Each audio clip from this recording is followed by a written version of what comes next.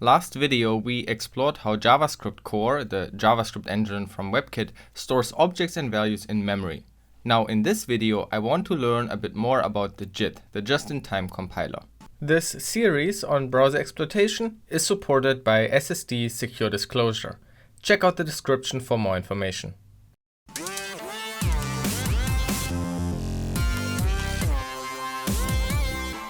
Simply speaking, the just-in-time compiler compiles JavaScript bytecode, which is executed by the JavaScript virtual machine, into native machine code, like you would compile C code.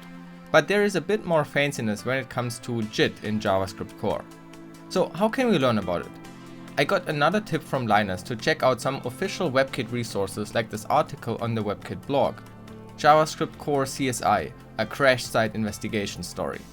Today I will describe some of these tools that WebKit engineers use by telling the story of how we diagnosed a real bug in the JSC virtual machine.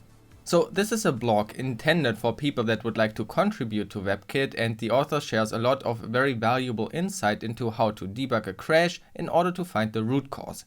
And this is exactly what we want to know as a security researcher as well.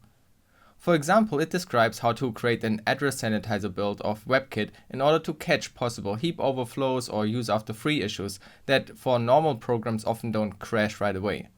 But we are currently interested in the JIT stuff, and further into the article we find the following. JSC comes with multiple tiers of execution engines. You might have read about them here. This is an article that introduces the FTL JIT. There are 4 tiers. Tier 1, the LLInt interpreter. Tier 2, the baseline JIT compiler. Tier 3, the DFG JIT. And Tier 4, the FTL JIT. So Tier 1 is the regular interpreter. That's the basic JavaScript virtual machine. We can have a quick look into the low-level interpreter CPP source file, which contains the interpreter loop. So it simply loops over the JavaScript bytecode and then executes each instruction. So now when a function is called a lot, it can become hot. That is the term describing that it's executing a lot. And then JavaScript core might decide to JIT the function with the first tier, the baseline JIT. And in the corresponding JIT.cpp file, we can get again some additional information. When the LLInt determines it wants to do OSR entry into the baseline JIT in a loop, it will pass in the bytecode offset it was executing at when it kicked off our compilation. We only need to compile code for anything reachable from that bytecode offset. OSR, on stack replacement, is basically where you can switch on the fly to the compiled code.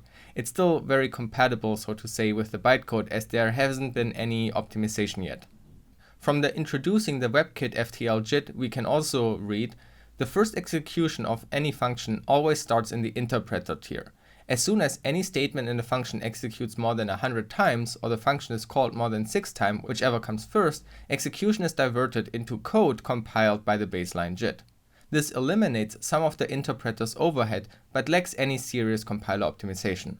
Once any statement executes more than 1,000 times in baseline code, or the baseline function is invoked more than 66 times, we divert execution again to the DFG JIT. DFG stands for Data Flow Graph, so that kinda already reveals a bit what that step is about. The article also has a nice picture describing the DFG pipeline. The DFG starts by converting bytecode into the DFG CPS form. CPS stands for Continuation Passing Style, which means your code doesn't use returns but instead continues and passes on to the next function.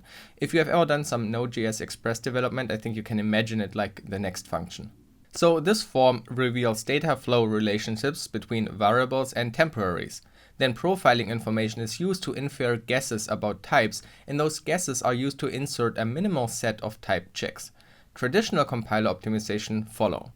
The compiler finishes by generating machine code directly from the data flow graph. So here it starts to get interesting. The JIT compiler guesses types, and if the JIT believes types don't change, the JIT can decide to remove certain checks, which of course can speed up the code dramatically if it's a function that is called a lot. But that is not all. After DFG JIT, there is another JIT, the FTL, faster than light. When this tier was first introduced, it used the known compiler backend LLVM to apply much more typical compiler optimizations. The FTL JIT is designed to bring aggressive C-like optimizations to JavaScript. At some point LLVM got replaced by B3, but the idea is the same. and the JIT compiler might even make more assumptions on the code. But let's look at this a bit more practically. This is again where the article about the crash investigation is excellent. It introduces several environment variables that can be used to control the behavior of the JIT and enable debugging output. For example, we could use JSC use JIT to disable the JIT entirely, or use JSC use FTL JIT to only disable FTL, the last tier. Or we can disable threads that do JIT in parallel, or we can report and print every time when any JIT does optimization. So in LLDB, I set the environment variable to turn everything on and then restart JSC. This already causes some JIT optimization debug prints. Looking at the function names that were JITted, it looks like things like jar, add, abs, etc. have already been optimized. But now we want to JIT our own function. So here's a LiveOverflow function that takes a simple number as parameter, then prepares a result variable and loops from I equals to 0 to n and sums it up in a result. Simple. Next we have to make the function hot. We can do this with a simple loop calling that function. Let's start with only 4 executions. It shows some output, but not what we want. Also, executing it 10 times in a loop doesn't do anything. But calling it a few more times, we will get the baseline JIT.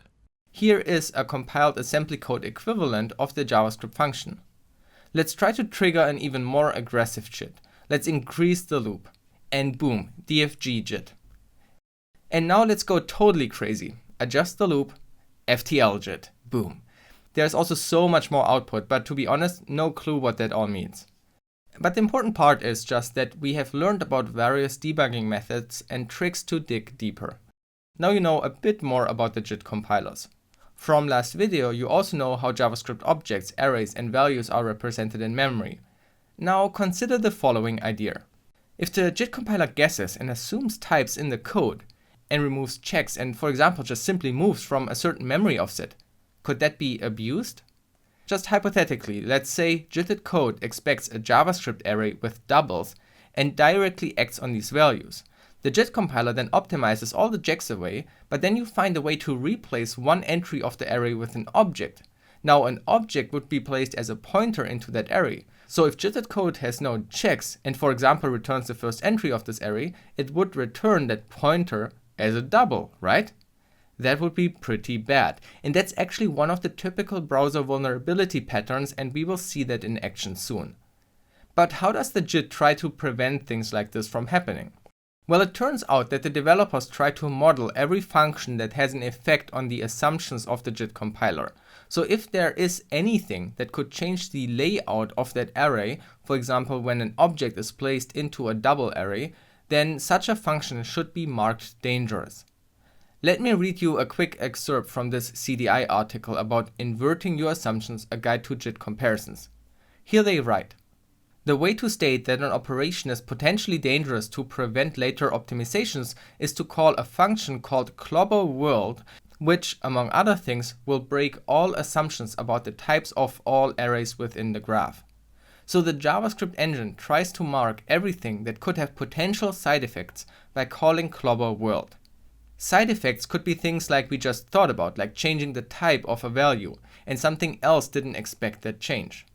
So here's the function clobberWorld implemented in the DFG JIT part. This will call clobber structures, which will set structure clobber state to structures are clobbered. So side effects that the JIT has to be very careful about are obviously things where, for example, the structure of an object changes. Let's say the JIT optimizes accessing a property X on an object and suddenly you remove that. It has to be marked that the structure changed so that JITted code can be discarded. Otherwise you get memory corruptions if you reuse that JITted function. But that's enough for now. Next video we move on to Linus's exploit abusing such a case. Thanks again to SSD Secure Disclosure for supporting this series. Check out their website and learn more about the SSD Vulnerability Disclosure Program at ssddisclosure.com.